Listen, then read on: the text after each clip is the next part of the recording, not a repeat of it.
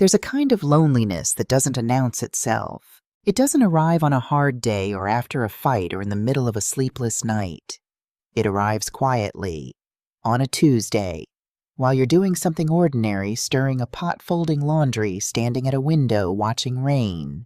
And then one morning you look up and you realize you can't remember the last time someone in your own home looked you in the eye and asked, "How are you really?"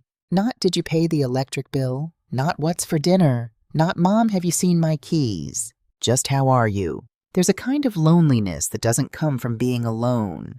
It comes from being surrounded by people who need you, and slowly, quietly, without anyone meaning to, forgetting that you're a person at all. I know that loneliness. I lived inside it for 4 years before I even had a name for it. My name is Gloria Washington. I am 63 years old. I am a retired school teacher. I am a widow. I am a mother and a grandmother. I have lived in the same house on Peachtree Lane in Atlanta, Georgia for 34 years. And one morning, standing in my own kitchen at 5 o'clock in the morning, I looked into the dark reflection of the window above the sink, and I did not recognize the woman looking back at me. It wasn't the gray hair. I earned every strand of that. It wasn't the lines around my eyes. Ronald used to say those were just proof that I'd laughed enough. It was the eyes themselves. Empty, distant, like someone who had stopped existing a long time ago and just hadn't sat down yet. I stood there with flour on my hands and cornbread batter in a bowl, and I said out loud to nobody, "That's not tiredness. That's disappearing."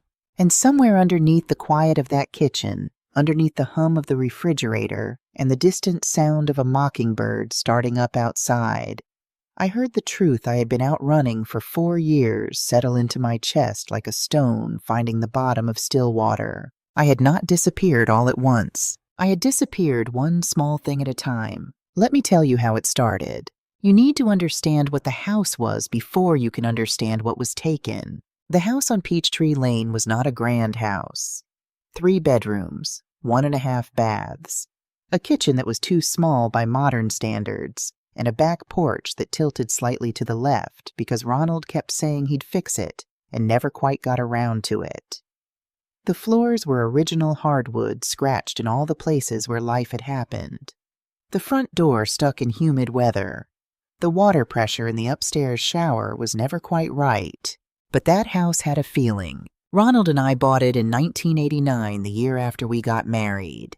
We were 26 years old, and we had $11,000 saved between us, and we thought we were the richest people in Atlanta. We signed the papers on a Thursday afternoon, and that night we sat on the bare floor of the empty living room, no furniture, not even a lamp, and we ate cold fried chicken out of a paper bag, and we talked about everything we were going to do. "This is ours, Gloria," Ronald said, and the way he said it, quiet, certain, like he was saying something sacred, I felt it in my bones. This is ours. 30 years of mortgage payments. 30 years of leaky faucets and repainting the shutters and replacing the water heater twice. 30 years of Christmases and arguments and Sunday dinners and the particular kind of love that only grows in a place where people have weathered things together. By the time I retired from teaching in 2018, that house was not just a structure. It was alive with everything that had ever happened inside it. There were 5 things about that house that I loved most. The first was the garden out back. I had been tending that garden for 25 years. Collard greens along the east fence, which my mother had taught me to grow and season. Tomatoes in 3 raised beds Ronald built me for our 10th anniversary. Herbs along the south wall, thyme sage, and a sprawling rosemary bush that Ronald had brought home as a seedling from a trip to Savannah in 1995. "Found it at a little market near the river," he'd said, holding it out to me in both hands like an offering. "Thought it looked like something you'd like." That rosemary had been growing in my garden for 28 years. I never cut it back as far as I should have. I couldn't bring myself to. It had outlived the man who gave it to me, and there was something about that I wasn't ready to let go of. The second was the radio in the kitchen. It was an old thing, a countertop radio with a dial that clicked when you turned it, the kind you can't find in stores anymore. Ronald had bought it at a yard sale in 1997 for $3 and declared it a treasure. Every Sunday morning since then, I tuned it to the gospel station that broadcast out of a little church over in Decatur. Aretha Franklin, Mahalia Jackson, the Clark sisters.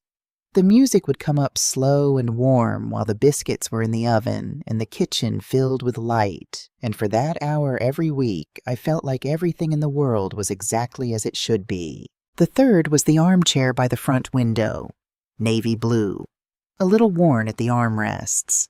I had bought it at a consignment shop in 2016, the year after Ronald passed, because the house had felt too hollow, and I needed something solid, and mine in the living room. I sat in that chair every evening after dinner. I read there. I prayed there. I watched the light change on Peachtree Lane through the seasons, the dogwoods blooming pink in March, the heat shimmering off the asphalt in July, the sweet gums turning rust and amber in October. That chair was where I went when I needed to remember who I was. The fourth was the cornbread. My mother's recipe written in her handwriting on an index card so old the edges had gone soft. Her mother had made it before her. I had made it my whole adult life. I knew the recipe by heart had for decades, but I still got out that index card every time because seeing her handwriting made her feel close. The fifth was Ronald's photograph on the mantelpiece, taken in the summer of 1991.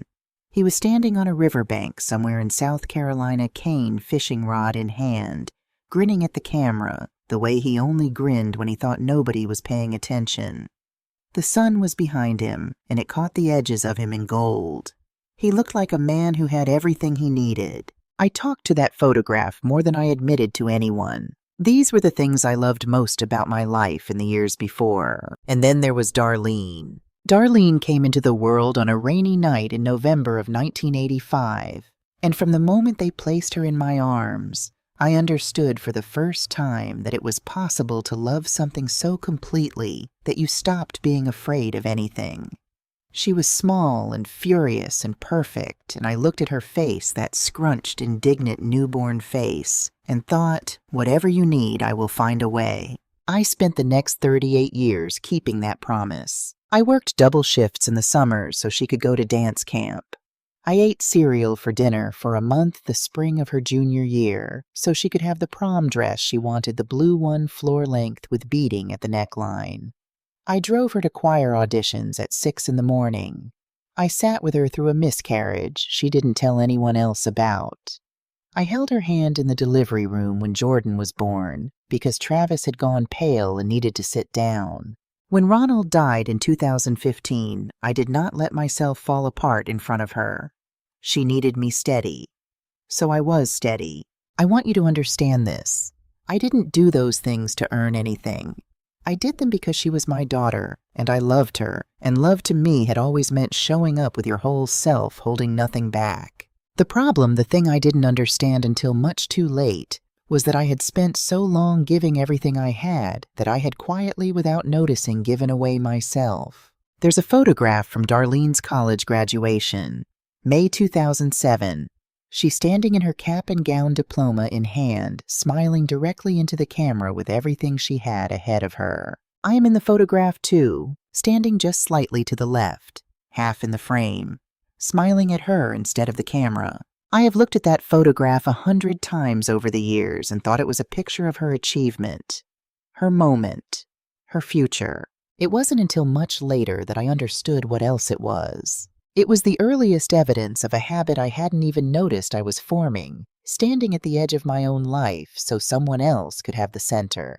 In the spring of 2019, Darlene called me on a Sunday afternoon. She and Travis had both been laid off. The restaurant group he managed had downsized, and the marketing firm where she worked had done a round of cuts. They had 2 kids, a lease coming up for renewal, and a savings account that wouldn't last 3 months. "We just need some time to get back on our feet, Mama," she said. "Just until we figure things out." "Come home," I said, without hesitation, without conditions. This is what the house is for. Jordan was 11 that spring. Lily was 7. They came through my front door carrying backpacks and stuffed animals, and that particular energy that children carry when they don't fully understand that something has gone wrong. Jordan went straight for the kitchen, hunting for snacks. Lily ran to me and wrapped her arms around my legs. "Grandma's house smells like cornbread," she said, like this was the most wonderful thing she had ever noticed. I held her small, warm head against me, and I thought, yes, this is right. This is what family means. I gave Darlene and Travis the master bedroom. I took the smaller room at the end of the hall. I bought a bunk bed for Jordan and Lily to share. I stocked the refrigerator and reorganized the pantry and made a list of all the things the kids liked to eat. I was happy. I want to be clear about that because it matters. In the beginning, I was genuinely completely happy. I didn't know that spring that I was standing at the beginning of something. I didn't know that 4 years later, I would be standing in the dark of my own kitchen in the early morning, looking at a stranger in the window glass, trying to remember when I had stopped being a person in my own home. I didn't know it yet, but I would learn. They didn't take everything at once. That's the thing nobody tells you about losing yourself inside your own family. It doesn't happen in a single terrible moment that you can point to later and say, there, that's when it changed. There's no villain standing in a doorway, no dramatic confrontation, no obvious line crossed. It happens the way a shoreline erodes, one wave at a time, each one small enough to ignore, until one day you look up and realize the land you were standing on is simply gone. It started with the radio. 3 weeks after Darlene and her family moved in, I came downstairs on a Sunday morning to start breakfast. I reached over and turned the dial to my gospel station the way I had done every Sunday for 22 years. Travis came into the kitchen 10 minutes later, still in his undershirt, and without a word, without even glancing at me, reached past my shoulder and changed the station to something with a heavy bass line and a lot of noise. Then he opened the refrigerator and stood there staring into it. I stood at the stove with a spatula in my hand, and I told myself it's just a radio station. He probably didn't even think about it.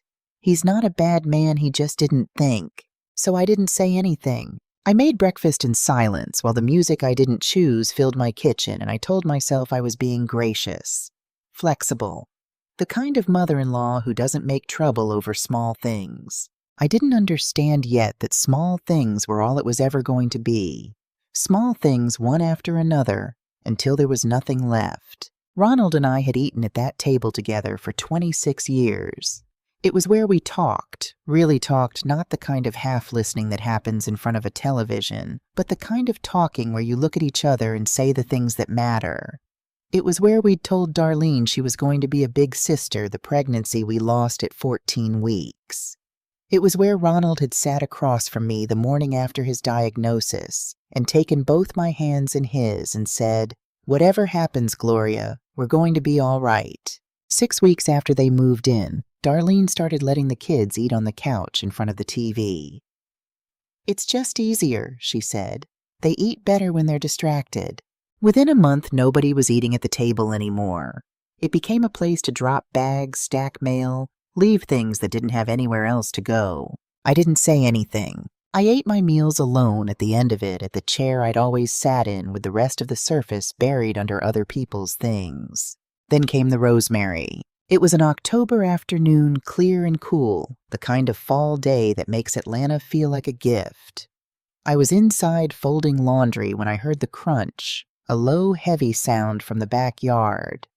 I looked out the window to see Travis backing his truck up along the side fence to unload some equipment he'd borrowed from a friend. The rosemary bush, Ronald's rosemary 24 years old, was crushed flat. Branches snapped. The smell of it hit me even through the closed window, sharp and green and wild, the way it smelled when you brushed against it on a warm day. Travis got out, looked at what he'd done, and called inside. "Hey, Gloria, I think I clipped some of your plants back there. Sorry about that." Then he went back to unloading his truck. I stood at the laundry room window, and I did not move for a long time. That evening, after everyone had gone inside, I went out to the garden with a flashlight, and I knelt in the dirt and gathered every piece of that rosemary I could find. The branches that hadn't broken completely. The sprigs that still had some green in them. I laid them out on the potting bench, and I tried to figure out what could be saved. Very little could be saved. I stayed out there longer than I needed to, not because I thought I could fix it, but because I wasn't ready to go back inside yet where the radio was playing too loud, and someone else's shoes were by my front door, and the table where Ronald had held my hands was buried under a week's worth of other people's mail. These are small things, I told myself, kneeling in the cold dirt. Family is more important than a rosemary bush. I believed that. What I didn't understand yet was that small things stacked high enough can bury a person alive. He brought it up on a Sunday in March, casual, the way he always brought things up as if the decision had already been made, and he was just informing me of the details. We were thinking, he said, leaning against the kitchen counter with his coffee, that it might make more sense for you to take the smaller room. You'd have everything you need in there, and it's closer to the bathroom in the hall. Better for you. Better for you. I had slept in the master bedroom for 30 years. Ronald had built the closet shelving in there himself, fitted to exactly how I organized my things. The window looked out over the backyard where the garden was.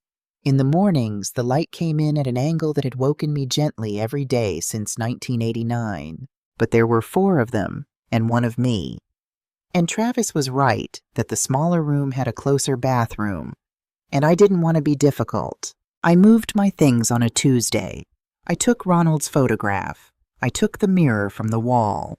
I left everything else, the closet shelving, the curtains, the 30 years of mornings. I told myself it was just a room. I told myself that a lot in those days. It's just a room. It's just a radio station. It's just rosemary. It's just a table. Darlene came to me in April, quiet, a little embarrassed the way she used to look as a teenager when she needed something she hadn't earned. Travis's truck needed a repair they hadn't budgeted for. $4,000. We'll pay you back in 3 months, Mama. I promise. I wrote the check without hesitating. Of course I did. That's what you do.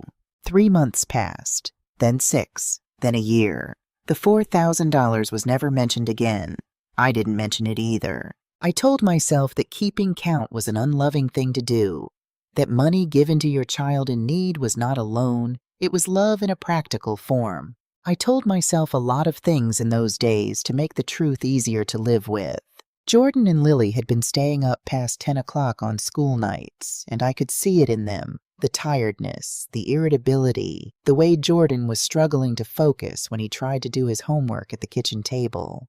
I knew this because I had been a school teacher for 34 years, and I knew what a tired child looked like. One evening I said gently to Darlene, "Baby, I think the kids might need an earlier bedtime. They seem worn out." Darlene looked up from her phone. "Mom," she said, "please don't tell me how to raise my kids." She didn't say it cruelly.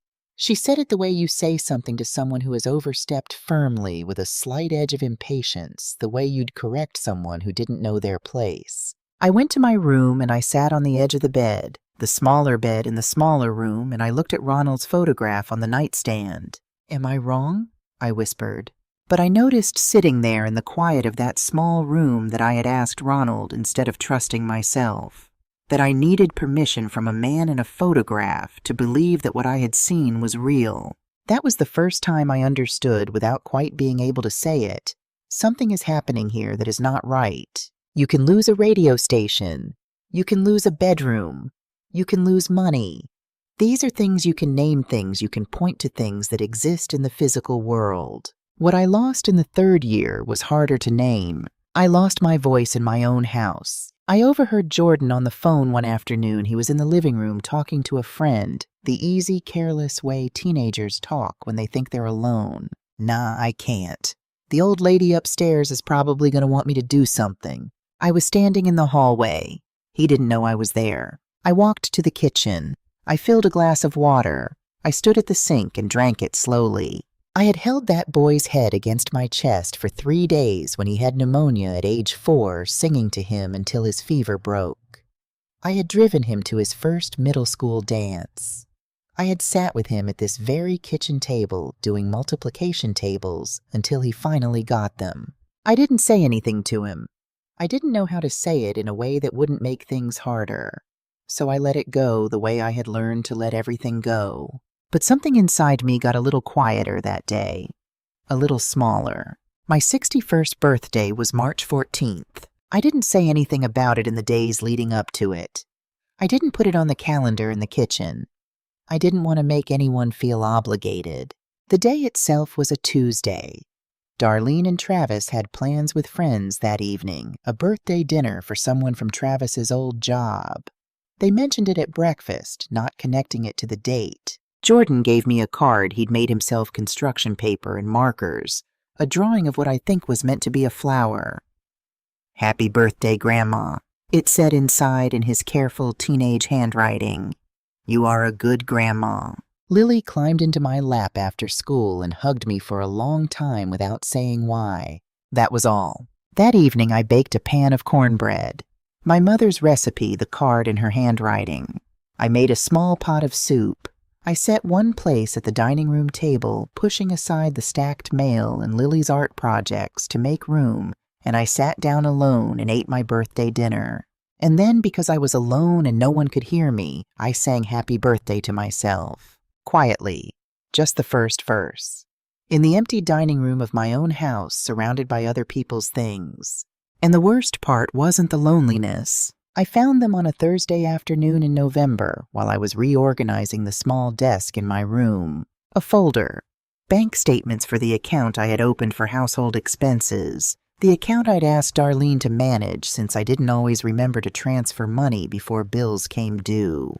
I had trusted her with access 18 months earlier and hadn't looked closely at it since. I sat down on the edge of my bed and I opened the folder. I went through the statements page by page. By the time I reached the last page, my hands were completely still, not trembling still, the way your body goes when it has received something too large to process in motion.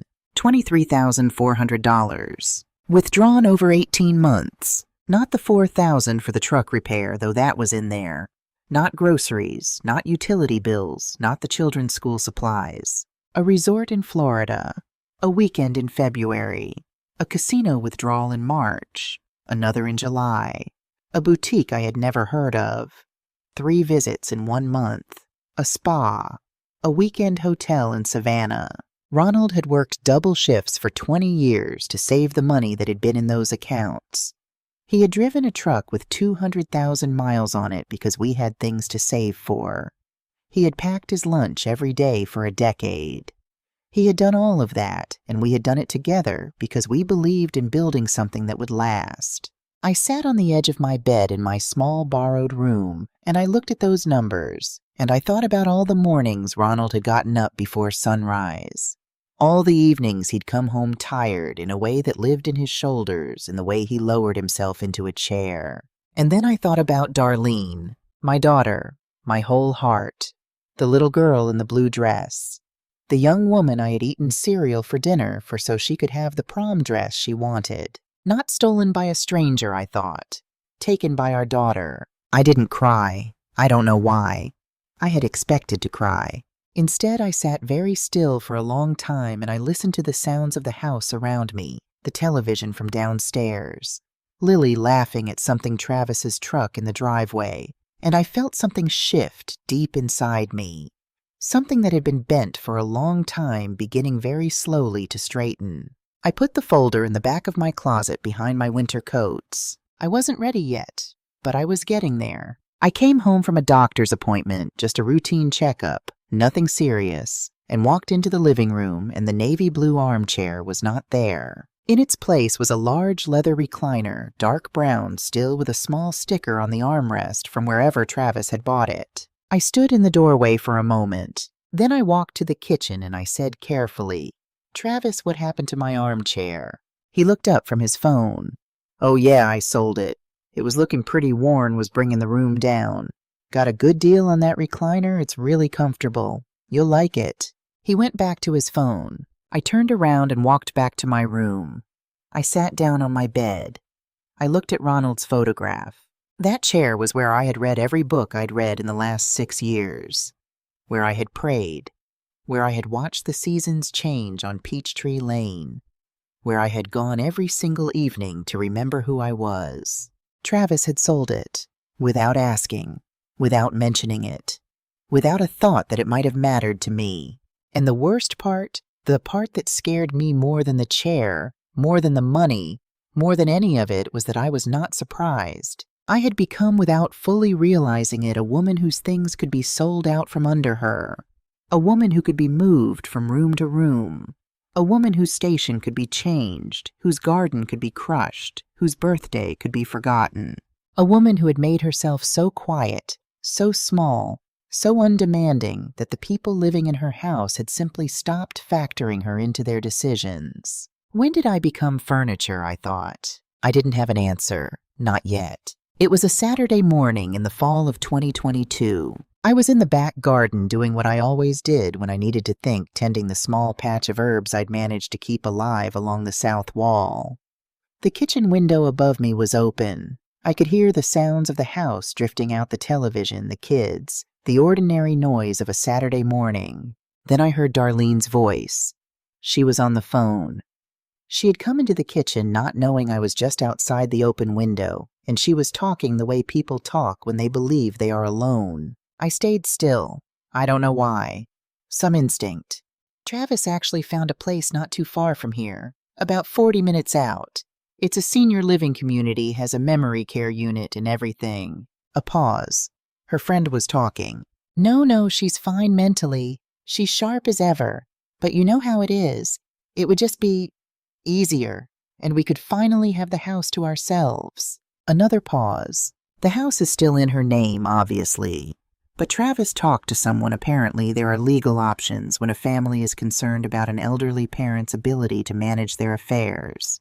There are ways. Her voice drifted as she moved deeper into the kitchen. I stood in the garden. I looked down at the small rosemary plant I had started from seed 8 months ago, the one I'd grown to replace what Travis's truck had destroyed.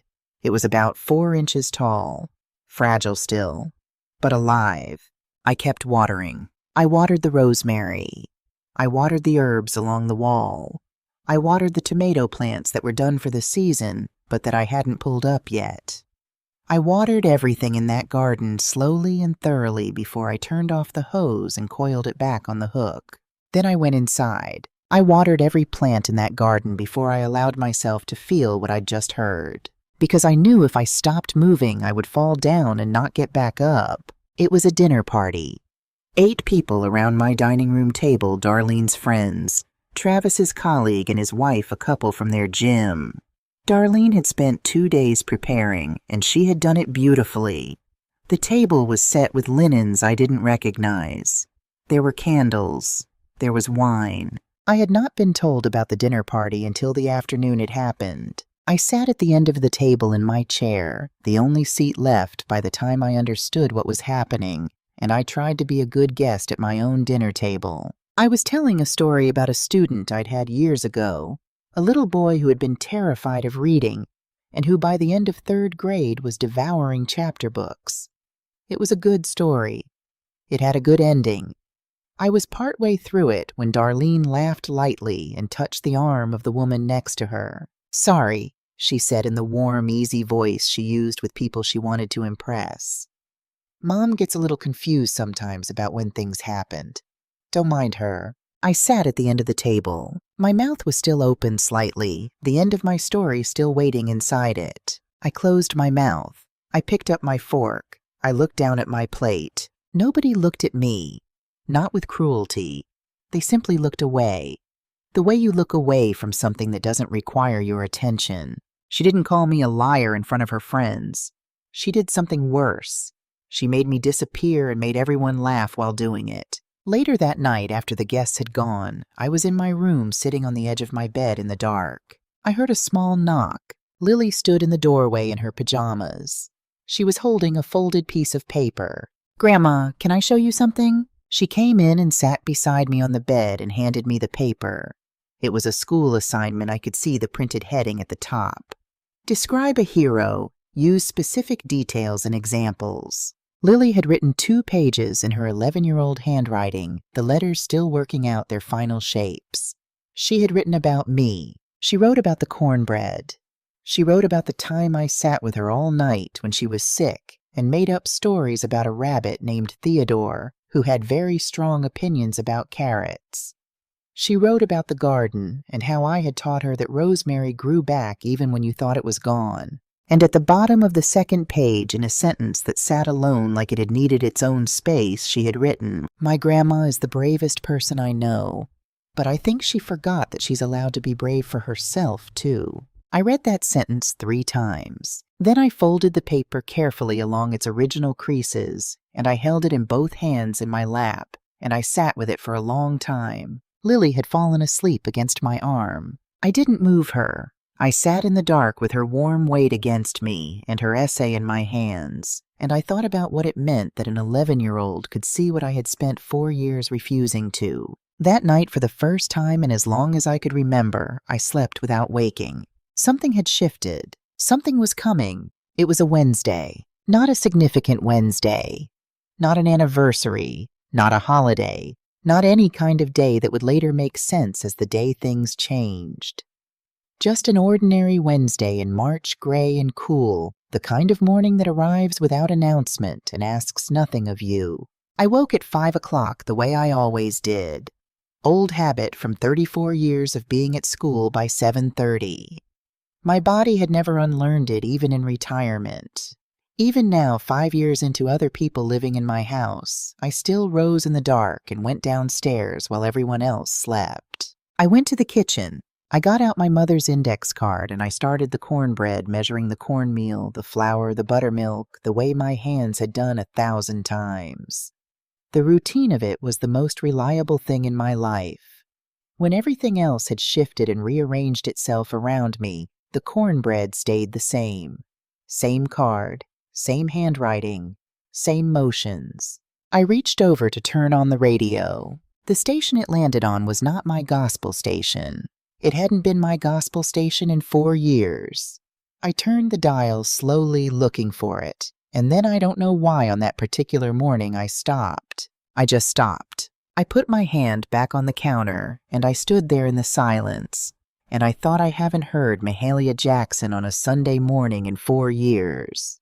I stopped looking for the station so long ago I can't even remember deciding to stop. I stood there and I tried to remember the last Sunday I had stood in this kitchen with gospel music filling the room and biscuits in the oven, and that feeling, that particular irreplaceable feeling that everything was as it should be. I couldn't remember. The memory was there somewhere, but it was far away behind too many other mornings. Behind too many mornings of being quiet, of stepping aside, of letting things go. I started the cornbread. My hands moved. The batter came together. 20 minutes later, I heard footsteps on the stairs. Darlene came through the kitchen in her robe phone in her hand, a mug of coffee she'd already made. She'd bought a single-serve machine for the counter, because the pot I made in the mornings was apparently not how she liked it. She moved through the kitchen the way she always did, efficiently focused on her phone somewhere else in her mind before she'd even arrived. "Good morning, baby," I said. She didn't answer. Not cruelly. Not with intention. She simply didn't hear me or didn't register me the way you don't register a piece of furniture when you walk past it. She opened the refrigerator, got out the oat milk she kept on the top shelf, added some to her coffee, and walked back toward the hallway. I watched her go. My daughter, 38 years old. I knew the back of that head when it was covered in soft baby hair that smelled like milk and warmth. I knew the way those shoulders moved. She carried tension in her right shoulder, the way Ronald had slightly higher than the left. She walked out of the kitchen without looking at me, and something inside me, something that had been bending for 4 years under the weight of small surrenders, went very, very quiet. Not angry, not hurt exactly. Something beyond hurt. Something that had finished with hurt and arrived somewhere else entirely. When did I become something you walk past? I stood at the counter with the cornbread in the oven, and I let myself think. Really think without rushing past it, without softening it into something easier about what my life had become. I thought, when did I become furniture? I'm not asking for gratitude. Lord knows I didn't raise her for gratitude. I raised her to be strong and to move through the world with her head up. I didn't do the things I did so she'd spend her life thanking me for them. But I am asking, when did good morning become something you say to a wall? Ronald used to say I had the loudest laugh in any room we walked into. He said it like it was one of his favorite things about me, that I couldn't contain it, that it came out of me whether I meant it to or not. He said it embarrassed him sometimes at fancy restaurants or quiet events, and that he loved it anyway. When was the last time I laughed like that? Not the polite laugh I'd been doing for 4 years, the one I deployed at the dinner table to smooth things over, to keep the peace, to make everyone comfortable. Not that one. The real one. The one that came from somewhere deep and surprised even me. I tried to remember. I went back through the months looking for it. I couldn't find it. I thought about my mother.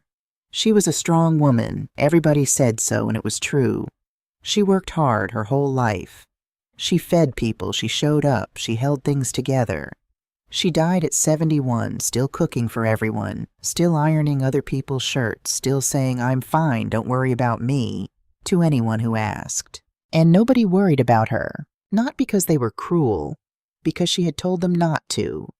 Because women like us women who learned early that love means giving, that worth means usefulness, that the measure of a good woman is how little trouble she causes, we spend our whole lives training the people around us not to worry about us. And then we grow old inside the very care we taught them to withhold. I looked at the index card in my mother's handwriting propped against the backsplash. Her recipe. Her mother's recipe before that. 3 generations of women who woke before sunrise to feed everyone else first. And I thought, I don't want to be the 4th. I am 63 years old. I have 30 years left if I'm lucky, 20 if I'm not. And I have spent the last 4 of them making myself so small, so quiet, so undemanding that I have disappeared from my own life. That ends today. I don't know what today looks like. I don't know what I'm going to do or say or change. I just know that something has to be different, starting now, starting this morning, starting with this pan of cornbread that I am making in a kitchen that is mine, in a house that is mine on a street where I have lived for 34 years. I am not furniture. I am Gloria Washington, and I am still here. I cut a piece. I buttered it. I stood at the counter and I ate it slowly, tasting it the way I hadn't tasted anything in a long time. Then I put on my coat and I walked 2 houses down to Miss Odette's. Miss Odette Williams had lived on Peachtree Lane for 30 years. We had been neighbors the whole time, friendly in the easy way of people who have lived side by side long enough that their lives have quietly intertwined, borrowed cups of sugar, waves from driveways, the occasional hour on each other's porches in the good weather. But in the 4 years since Darlene's family had moved in, I had barely seen her. There was always something that needed doing, someone who needed something from me. I had stopped going places that weren't necessary. She answered the door in her house dress, reading glasses pushed up on her head. She took one look at my face and stepped back to let me in. She didn't ask what was wrong. She just said, "Come in. I'll put the kettle on." We sat at her kitchen table with our tea. Her kitchen was quiet, neat. There were African violets on the windowsill and a small framed print on the wall that said, "Nevertheless," she persisted. The morning light came in clean and steady. I looked at all of it, and I felt something loosen in my chest. "Odette," I said, "do I seem like a person who's disappearing?" She set down her mug. She looked at me with the careful, direct attention of a woman who had known me for 30 years and had no reason to be anything but honest. "Baby," she said, "you've been disappearing for 4 years. I've been waiting for you to notice." I looked at my hands around my mug. "Why didn't you say something?" She was quiet for a moment. Then, "Because some things a woman has to see for herself. You weren't ready before. You're ready now. I can tell." "How can you tell?" "Because you walked over here," she said simply. "That's the first thing you've done for yourself in a long time." I sat with that for a while. Outside, a cardinal landed on her bird feeder and then was gone. "I don't know where to start," I said. "Yes, you do," Miss Odette said. "You've always known. You just needed to stop pretending you didn't." 3 days later, I called Patricia Holloway. Patricia was a woman I knew from church, a real estate and estate planning attorney, sharp and careful and kind in the specific way of people who have seen enough of human nature in their work to have no illusions left about it, but chose decency anyway. We had spoken at church functions over the years, but never about anything serious. I called her on a Thursday morning while Darlene and Travis were out and the kids were at school. I sat at the kitchen table with my cup of tea and I dialed her number, and when she answered, I said, "Patricia, this is Gloria Washington. I need to understand what my options are. I own a home. My daughter and her family are living in it. And I think I've been very confused for a long time about what love means and what it costs." There was a brief pause. "Come in on Monday," she said. "I'll clear my morning." Patricia's office was on the third floor of a building downtown with windows that looked out over the city. She was a tall woman in her mid-50s with natural hair going silver at the temples and reading glasses on a beaded chain around her neck. She had the calm of someone who had heard every version of every story and was never surprised but always attentive. I sat across from her desk and I told her everything. The bedroom, the radio, the rosemary, the $4,000, the $23,400, the armchair, the phone call through the open window. She listened without interrupting. She made notes. When I finished, she set down her pen and looked at me. "Gloria," she said, "I want to say something to you before we talk about the legal options." "All right. You came in here and said you've been confused about what love means. I don't think that's true. I think you know exactly what love is. What you've been confused about is the difference between love and surrender. Those are not the same thing. Love is a choice you make freely. Surrender is what happens when you stop believing you have a choice." I sat with that for a moment. "You've been surrendering," she said, "for a long time, and it almost cost you everything. But it hasn't yet. That's why you're here." "What do I do?" I asked. She picked up her pen. "Here's what we're going to do," she said. We started with the bank accounts. Patricia helped me separate everything, my retirement funds, my savings, the household account. She drafted a formal letter documenting the $23,400 in unauthorized withdrawals and establishing a repayment arrangement with a 90-day timeline. Then we reviewed my will, which I had not updated since 2016. We rewrote it. The house on Peachtree Lane and the majority of my estate would go directly to Jordan and Lily when the time came, not through Darlene and Travis, but directly to my grandchildren. A portion would go to the community programs at my church. Finally, Patricia drafted a formal written notice requesting that Darlene and Travis establish a timeline for transitioning to independent housing with 60 days to make arrangements. "This will be hard," Patricia said, handing me the papers to review. "They'll push back. It may get loud." "I know," I said. "Are you ready?" I thought about the woman in the kitchen window, the empty eyes, the gone laugh, the 4 years of small surrenders stacked so high they had buried her. "I've been getting ready for a while," I said. "I just didn't know it." He came to my room that same evening. I don't know how he knew I'd seen a lawyer. Perhaps Darlene had noticed something. Perhaps he'd seen Patricia's name in my phone. Travis was not a perceptive man, but he was an alert one in the way of someone who is always monitoring for threats to his comfort. He came in without knocking and sat down in the chair by the window, the small chair, the one I'd put there when I moved into this smaller room, and he leaned forward with his elbows on his knees in the posture of a man who believes he is being reasonable. "Gloria," he said, "I think we need to talk before this gets out of hand." "All right," I said. "Look, we've all been under a lot of stress, and I think there may have been some miscommunications about the money, about the living situation. But there's a simple way to handle this that works for everybody." He laid it out calmly as if he were presenting a business proposal. The house in his version would be signed over to Darlene. I could continue living there. They would take care of me. The money would be considered forgiven as a gift, which it had always been in his understanding. Everything would be simple. Everything would be fine. "And if I don't," I said. He looked at me for a moment. Then he said something he had not meant to say. I could see it the instant it left his mouth, the slight shift in his expression that meant he had given away more than he intended. Darlene has already been talking to a real estate attorney since last January. She wanted to make sure the family was protected in case. He stopped. In case what, Travis? He didn't finish the sentence. He didn't need to. Last January, 18 months ago, before the bank statements, before the armchair, before the dinner party where Darlene had smiled at her friends and made me disappear, before any of the things that had finally made me see clearly, Darlene had already been making plans, had already been sitting across a desk from an attorney talking about my house, my estate, my case, not out of desperation, not as a last resort, as a strategy. I looked at Travis sitting in my chair in my room in my house, and I felt something settle into place inside me with the finality of a key turning in a lock. "Get out of my room," I said, quietly, clearly, without a single tremor. He stood. He had more to say, I could see it, but something in my face stopped him. He walked to the door.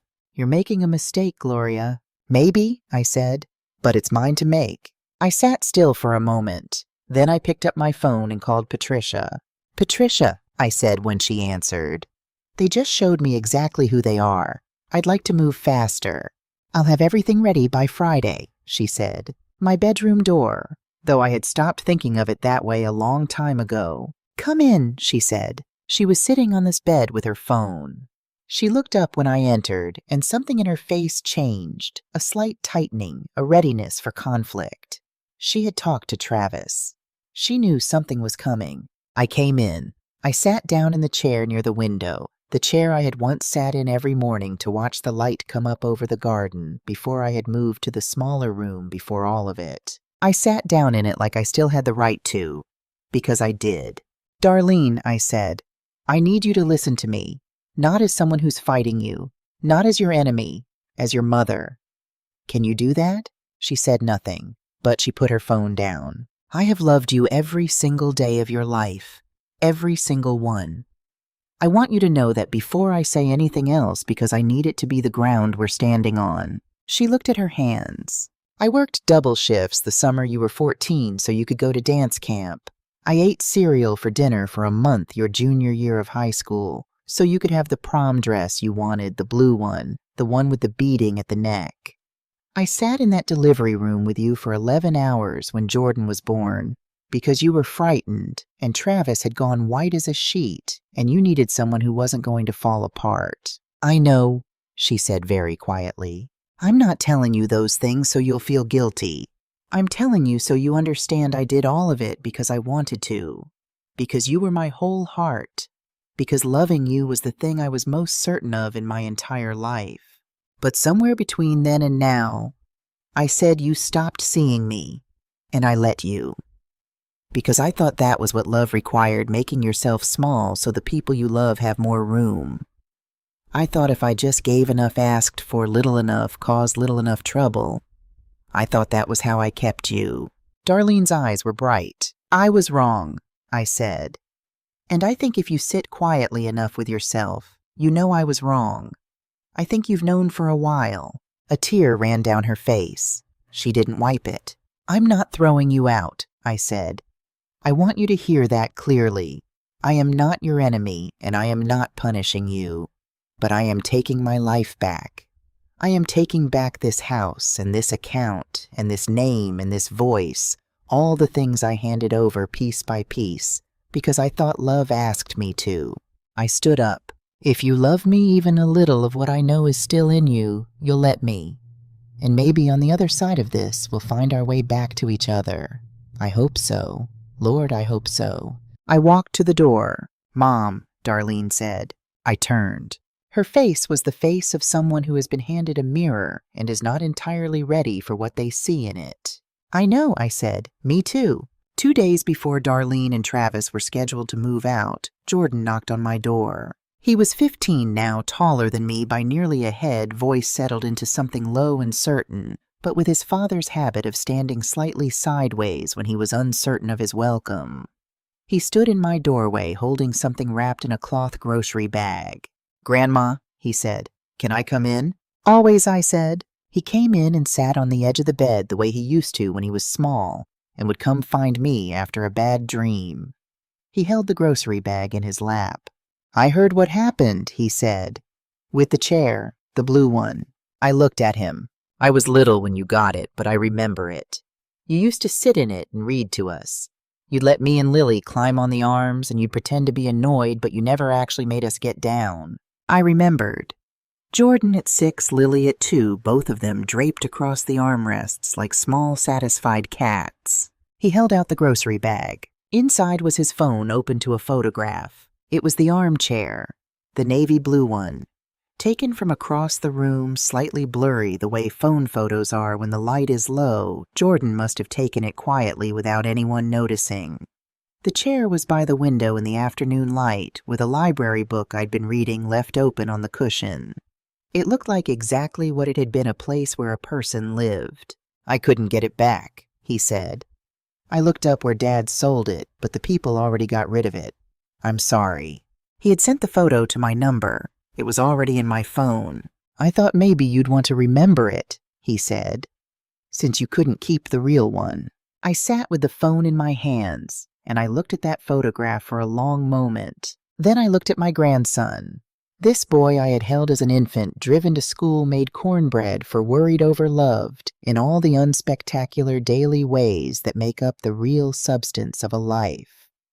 This boy who at 15 had thought to do the thing that not one adult in that house had thought to do, to see what had been taken from me, and to try in the only way available to him to give it back. Jordan, I said, you are so much more than you know. He ducked his head the way teenage boys do when they've been seen clearly and don't quite know what to do with it. I opened my arms and he leaned into them.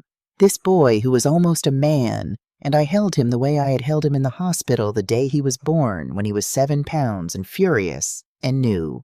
Thank you, I said into his shoulder. I love you, Grandma, he said, and he meant it with his whole uncomplicated heart. In the 60 days between the formal notice and the day Darlene and her family moved out, I did not spend my time in conflict. There was some conflict, raised voices, slammed doors, phone calls from relatives who had heard Darlene's version of events and called to tell me I was being selfish, being cruel, being a woman who would die alone and deserve it. I let those calls come. I let people say what they needed to say. And then I went back to the work of remembering who I was. I found the rosemary seeds I had ordered online and never gotten around to planting. I started them in a small tray on the windowsill of my room, the small room, the borrowed room, the room I would soon be leaving for the one that had always been mine. I watered them every morning and watched for the first signs of green. I found the keyboards I had bought years ago to practice piano, a hobby I had taken up after Ronald died, and then quietly abandoned when Darlene's family moved in and there wasn't space, wasn't time, wasn't quiet enough. I set it up in the corner of my room. The first time I sat down and played, my fingers stumbled. Muscle memory is a slow thing to recover, but it came back a little each day the way things come back when you give them room. I called Patricia on a Tuesday and confirmed that everything was in order. The accounts were separated. The will was updated. Jordan and Lily would be provided for directly without intermediaries. The house on Peachtree Lane, every square foot of it, every scratched floorboard and stuck front door and tilted back porch, was legally and completely and without any possibility of dispute mine. I went to the consignment shop on a Saturday morning, and I spent a long time in the furniture section. I didn't find another navy blue armchair. I wasn't looking for one exactly. What I found was a high-backed chair in deep green velvet, slightly formal, a little dramatic, not the kind of thing I would have chosen before. I chose it now. The delivery men brought it on a Thursday and set it by the front window in the place where the old one had been. I sat down in it. I looked out at Peachtree Lane. A woman was walking a dog. 2 kids were on bikes. The dogwood at the end of the driveway was beginning to show its first white blooms. I reached over and turned on the radio. I found my gospel station. Mahalia Jackson came on in the middle of a song, her voice filling the room like light fills a room when you finally open the curtains. I sat in my new chair in my own house and I listened, and for the first time in 4 years, the morning felt like mine. They left on a Saturday in May. I had not planned to watch them go. I thought I would stay in my room or in the garden or somewhere that wasn't the front of the house where I would have to stand and witness the leaving and feel all the complicated things I knew I would feel. I thought it would be easier not to see it. But when I heard Travis's truck in the driveway and the sounds of boxes being carried out, I found myself moving toward the front door anyway. Not because I wanted to make it harder, because they were still my family, and I could not let them go without standing in the same air as them one last time. Travis loaded the truck in silence. He did not look at me. I did not try to make him. "I'll see you soon," I told her. "That's a promise." She pulled back and looked at me with her serious eyes, and nodded once like we had made a binding agreement, which we had. Jordan shook my hand, that formal teenage handshake that boys use when they are trying to be men, and then changed his mind and pulled me into a hug that lasted longer than he probably intended. I felt the length of him against me, this almost man who had once been 7 pounds and furious in a hospital room, and I thought whatever happens, this one is going to be all right. Then there was Darlene. She stood at the bottom of the porch steps. She was wearing her good sunglasses, the ones she wore when she didn't want people to see her eyes, and she had her arms crossed in front of her, which was a thing she had done since she was a little girl, when she didn't know what to do with her hands. We looked at each other for a moment. There was so much that could have been said. There was so much that probably eventually would be said in weeks or months or years, in phone calls, and perhaps in rooms with a therapist between us, in the slow, patient work of 2 people trying to find their way back to each other across the distance that truth-telling creates. But right now, in the May morning with the dogwood blooming white at the end of the driveway, there was only this. "Mom," she started. "I know, baby," I said. "Me too." Her chin moved. She pressed her lips together. Then she nodded once and turned and got into the truck. I stood on the porch and I watched them drive away. I stood there for a while after the truck had turned the corner, and there was nothing left to watch. The street was quiet. A mockingbird started up somewhere in the oak tree across the road. The air smelled like cut grass and something sweet I couldn't name. Then I went inside. I stood in the front hallway for a moment. The house was quiet in a way it had not been quiet in 4 years. Not the silence of absence, not the hollow, echoless quiet of a place where nothing lives. This was a different silence. Fuller. The way a room feels when all the furniture is finally arranged the right way, and you stand in the doorway and think, yes, that's it. That's how it should be. I walked from room to room, the living room first. My green velvet chair sat by the window in the morning light, unhurried and permanent. I ran my hand across the back of it as I passed. The dining room. The table was clear. No stacked mail, no Lily's art projects, no Travis's tools waiting to be put away. Just the table where Ronald had held my hands, where I had eaten birthday dinners alone, where I had pushed aside other people's things to make room for myself. I set nothing on it. I left it clear. The master bedroom. I stood in the doorway for a moment. It still held the faint trace of Darlene's perfume, something expensive and floral she'd started wearing in the last few years. The bed was unmade sheets tangled in the hurry of leaving. The curtains they'd hung gray modern, not what I would have chosen, still covered the windows. I walked to the window and opened it wide. Then I pulled the gray curtains down. Carefully, the rings one by one. I set them in a pile on the floor. It was the same light I had woken to for 30 years in this room, coming in at that particular angle, falling across the floorboards in that particular way. I had forgotten it. Or not forgotten exactly. I had not been in this room to see it. I stood in it for a moment, just stood in it the way you stand in warm water when you first step in and let your body remember what warmth is. Then I went to the small room at the end of the hall, my room these past 4 years, and I carried Ronald's photograph and my mirror and the small tray of rosemary seedlings on the windowsill back to where they belonged.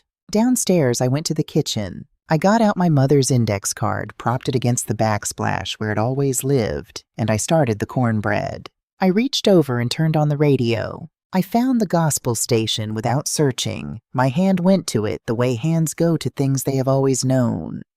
Mahalia Jackson was not playing this morning.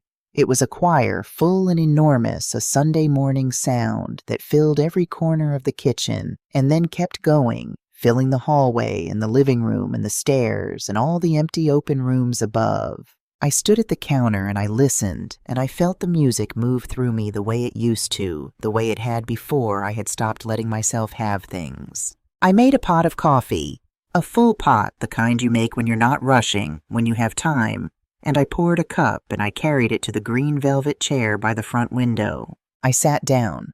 Outside Peachtree Lane was waking up. A neighbor walked past with her dog. The mail truck moved slowly down the block. The dogwood at the end of the driveway was in full bloom, white flowers like small cupped hands open to the morning. In the corner of the garden, just visible from where I sat, the rosemary seedlings were in their tray on the potting bench. 4 inches tall, fragile still, but alive and growing the way things grow when you give them room and light and enough time. I held my coffee cup in both hands. I took a sip, and it tasted right. Not different. Not better exactly than coffee had tasted before. Just right. The way things taste when you are fully present in the moment of tasting them, when you are not half somewhere else, not managing something, not making yourself smaller to fit the available space. Just right. I don't know when exactly I came back to myself. I know it wasn't a single moment. It was more like a long road that I had been walking without knowing I was on it. And then one morning I looked up and recognized where I was. I was home. Not the house, though. The house was mine again, too, every stuck door and tilted porch and scratched floorboard of it. But home in the older sense. The one that lives inside you. The one that nobody can sell out from under you, or move you out of, or slowly, quietly take apart piece by piece. I was home in myself, and the coffee tasted right, and the choir was singing, and the dogwood was in bloom, and that was enough. That was it, turned out everything. The letter from Patricia arrived on a Tuesday, 8 days after Darlene and Travis moved out. It was not a dramatic document. It was clean and precise and written in the careful language of the law, which does not deal in feelings but in facts. And the facts it contained were these. The bank accounts were fully separated and secured. The written record of the $23,400 had been formally established with a repayment schedule of Darlene's agreement. The will had been updated and witnessed and filed. Jordan and Lily Washington were named as direct beneficiaries of the estate. The house at Peachtree Lane, Atlanta, Georgia, every room, every scratched floorboard, every stuck door, the back porch that tilted slightly to the left, because Ronald had always meant to fix it, was in the eyes of the law and in every other way that mattered the sole and uncontested property of Gloria May Washington. I read the letter at the kitchen table with my coffee. Then I folded it carefully and held it in my hands for a moment. I thought of Ronald. I thought of that Thursday afternoon in 1989 when we sat on the bare floor of this empty house with cold fried chicken in a paper bag and talked about everything we were going to do. I thought of how he'd said, "This is ours, Gloria," quiet and certain like something sacred. Still ours, Ronald, I thought. Still mine. I set the letter on the table next to my coffee cup, and I went to start dinner. 6 weeks after they moved out, my phone rang on a Thursday afternoon. I was in the garden. The rosemary was doing well now, 6 inches, putting out new growth, beginning to spread the way rosemary does when it finds its footing. I had been on my knees pulling weeds from around the tomato beds, the good honest work of it, dirt under my fingernails, sun on my shoulders. I saw Darlene's name on the screen, and I sat back on my heels and I breathed for a moment before answering. "Mom?" Her voice was different. Not the voice she'd been using these past years, the efficient, slightly impatient voice of a woman managing too many things and treating her mother as one of them. This was older, quieter, The voice she'd had when she was young and something had happened and she needed to talk to me for real. "I've been talking to someone," she said. "A therapist. I started going about a month ago. I didn't say anything. I waited. She asked me in our second session to describe my mother, and I talked for almost the whole hour about you, about everything you did when I was growing up, everything you gave up, everything I took for granted." The garden was very still around me. A bee moved through the tomato plants. The rosemary lifted slightly in a small wind. At the end of the session, Darlene said she asked me, "How did your mother make you feel when you were little?" She stopped, and I said safe. She always made me feel safe, like nothing that bad could happen because she was there. I closed my eyes, and she said, "When was the last time you made her feel that way?" "Then..." "Mom," Darlene said. Her voice broke slightly on the word, the way it does when someone is trying to hold themselves together and not entirely succeeding. I couldn't answer that question. I sat in the garden with the phone against my ear and the dirt on my hands and the rosemary growing beside me, and I let the truth of what she'd said settle into me slowly, the way water settles into dry ground. She wasn't asking to come back. She wasn't asking for forgiveness on a timeline or a return to the way things were. She was just telling me the truth. Maybe for the first time in a long time. Maybe for the first time in the way it needed to be told. "Baby," I said when I trusted my voice. "That's a good start." She let out a breath, something between a laugh and a sob. "I love you, Mom. I love you too," I said. "I always have. That was never the question." We stayed on the line for another minute, not saying much, just being in the same space the way we hadn't been in a long time. Then we said goodbye, and I set the phone down in the dirt beside me, and I sat in my garden in the afternoon light, and I let myself feel all of it, the grief and the relief and the cautious, fragile, real thing that was beginning to grow between us again like rosemary after a hard season. Not fixed, not finished, but alive. And alive was enough to work with. I want to tell you something before we go. If you've been sitting with this story and something in it felt familiar, if you recognize the radio station or the birthday, no one remembered, or the chair that was sold without asking if you knew the feeling of saying good morning to someone in your own home and being walked past like a piece of furniture, I want you to hear this. What happened to Gloria is not a story about a bad daughter. It's not a story about ingratitude or greed, though those things were present.